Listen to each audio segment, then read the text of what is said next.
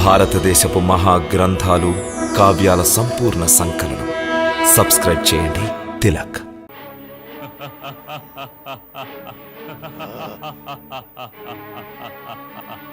నిర్భయ ప్రాణ.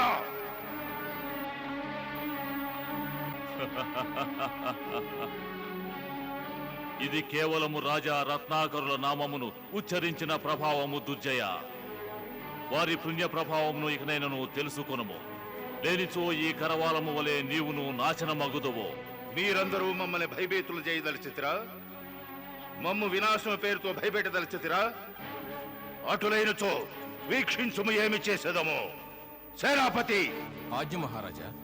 రత్నాకర్ణు రాజ్యంలో పూర్వము కంటేను అధికముగా అల్లకల్లోలములు రేపండి. ప్రజలను భయకంపితులను చేయండి. సమస్తమును ధ్వంసము చేయండి.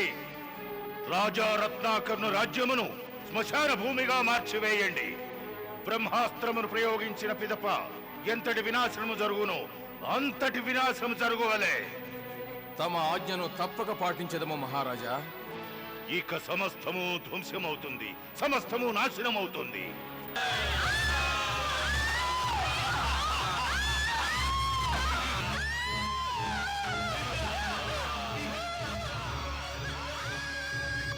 ప్రణామములు మాత. ప్రణామములు పరంధామ. దేవర్షి, ఏమైనది?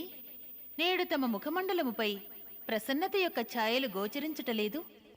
మాతా లక్ష్మి, తమ లీలలు మమ్ము భ్రమింపజేస్తున్నాయి. ఏమిటి దేవర్షి? ఆదిశక్తి మహామాయ యొక్క ఏ లీల భ్రమింపజేసినది? హే మహాదేవి మహాలక్ష్మి, ఎవరి జయ జయధ్వానములు వాస్తవమునకు ఈ లోకములో వినిపించవలెనో ఆ రాజా రత్నాకరుని స్థానంలో అనర్హుడైనటువంటి ఆ రాక్షసరాజు దుర్జయుని జయ జయధ్వానములు వినవస్తున్నాయి మాత. దేవర్షి, ఎటుల అంధకారము వలన సమస్త సృష్టివాసులు ప్రకాశము యొక్క మహత్యమును తెలుసుకొనెదరో అదే విధముగా దుఃఖమును పొందిన పిదప సుఖము యొక్క మహత్తును మహత్యమును తెలుసుకొనెదరు.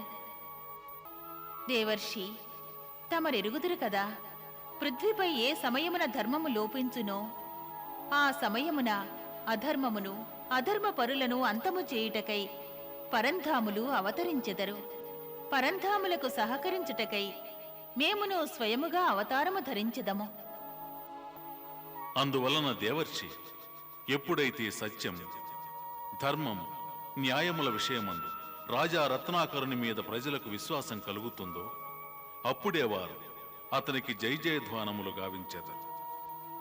ఆ జై జయధ్వానముల ఘోషణలు రాజా దుర్జయుని యొక్క దురాగతాలు పాతాళ లోకమున సమసిపోతాయి.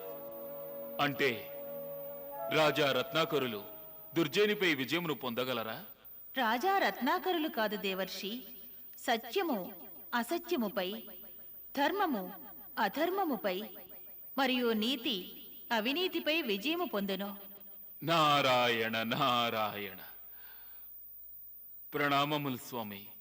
ప్రణామములు మాత. ప్రణామములు అసురేశ్వర. శీఘ్రముగా వచించండి రాజమ్మ. ఏమి సమాచారము? వచించండి. శుభాకాంక్షలు అసురేశ్వర. తమరు పితృదేవులైనారు. సేనాపతి, మేము పితృదేవులమైనాము. మహామంత్రి, మేము పితృదేవులమైనాము. తమరికి పుత్రప్రాప్తి లభించినది. పుత్రప్రాప్తి? తమరు అత్యంత శుభ సమాచారమును తీసుకుని వచ్చినారు. దీనిని స్వీకరించండి. రాజమ్మ, మేము మా పుత్రులను వీక్షించవలను. దయచేయండి అసురేశ్వర. మహారాణి, ఇప్పటి వరకు మేము ఇతరులకు బహుమానములు ఇచ్చినాము. కానీ ఈనాడు తమరు మాకు అత్యుత్తమ బహుమానం ప్రసాదించి మమ్మల్ని అనుగ్రహించినారు. ఈనాడు ఈ అద్భుత బహుమానమునకు మేము సంతోషించుచుంటుమి. తమరు మమ్మల పితృదేవుని గావించినారు. తమరికి మేము రుణగ్రస్తులం. జనులు వీని అట్టహాసమునకు భయభీతులగుదురు. అందువలన వీని పేరు భైరవుడు. భైరవుడా? భైరవుడు. బహు సుందరమైన నామము. ఈ మందిరంలో ఇప్పటి వరకు ఏ కోమల బాలుని బోసి నవ్వులు వినిపించలేదు.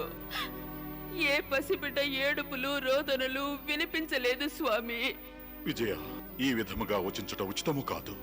ఇంతటి వైభవోపేతమైన రాజమందిరములో చిన్న చిన్న పసిపాదములు తమ చిరుమువ్వులు సవ్వుడి చేసుకుంటూ ఇంతవరకు పరిగెత్తనే లేదు స్వామి, పరిగెత్తనే లేదు. భరించలేము విజయ, భరించలేము. నీవు నీ మమకారపు భావ ప్రవాహములో మమ్ము ముంచివేయవలదు. ఈనాటి వరకు మన తనువులు, మన అంతరాత్మలు అసంతృప్తిగా ఉన్నవి. ఎందుకంటే ఈనాటి వరకు మనల్ని మాతని పితని ఎవరూ పిలువనే లేదు. మహారాజా, ప్రజలందరూ మా సంతానమని సభలో నేను వచించినాను. ప్రజలందరూ మన సంతానమైనప్పటికీ వాస్తవం ఏమిటంటే మనము సంతానహీనులము, మనము సంతానహీనులం. బాధించకు విజయ, బాధించకు. నీ యొక్క ఒక్కొక్క వచనము మా హృదయముపై బ్రహ్మాస్త్రము వలె పనిచేయుచున్నది. నీ మనసులోని వ్యధే మా మనసులోనూ ఉన్నది. స్వామి, ఒకవేళ మన జీవితంలో సంతాన భాగ్యం లేదనుకుంటాను. అదృష్టహీనులం. అటుల వచించవలదు విజయ, అటుల వచించవలదు. మాత మహాలక్ష్మి మనకు అటుల అన్యాయం ఎన్నటికీ చెయ్యరు. మాకు దృఢ విశ్వాసమున్నది. బహుశా మాత మహాలక్ష్మి మనల్ని పరీక్షించుచుండవచ్చును. వారు అటులనే పరీక్షించుచుండచో వారి ఈ పరీక్ష బహు కఠిన పరీక్ష. తమరి మమకారపు జల్లు మాపై వర్షించదా? హే మాత, మమ్ము తమరు ఆశీర్వదించి మా ఒడిని నింపలేరా? మహారాజా, తమరు పొందిన ఈ ఆనందాన్ని తమరు ప్రజలతో పాలు పంచుకోవాలి. కేవలము ప్రజలకే కాదు మహామంత్రి, మా ఆనందమును శత్రువులు కూడా పంచి ఇచ్చేదము. రాజా రత్నాకర్ను కూడా మా ఆనందములో పాలు పంచుకున్నట్టు చేసేదము. సేనాపతి, ఆజ్ఞ మహారాజా. నీవు రాజా రత్నాకర్నికి ఇట్ల సందేశము పంపించుము. తమరు తమ సింహాసనం కొరకు యువరాజులకు జన్మనివ్వలేదు, కానీ మేము యువరాజులకు జన్మనిచ్చినాము. అందువల్ల వారు మా యువరాజుల కొరకు వారి సింహాసనం ఖాళీ చేయవలనని. దుర్జయ, నీవెవరికి ఆనందాన్ని కలిగించలేకున్నా దుఃఖాన్ని కలిగించు. నిర్భయ ప్రాణ, ఇతరులకు దుఃఖమును కలిగించినప్పుడే అసురులకు సుఖము సంప్రాప్తిస్తుంది. సేనాపతి, ఆజ్ఞను పరిపాలించుము. అటులనే రాజా రత్నాకర్ను రాజ్యములో అల్లకల్లోలములు రేపి రత్నాకర్ను ప్రజలకి వివరించండి. పూర్వము దుర్జయుడు మాత్రమే దండెత్తేడివాడు, ఇక ముందు దుర్జయుడితో పాటు తాను పుత్రుడు భైరవుడు కూడా ఉండును.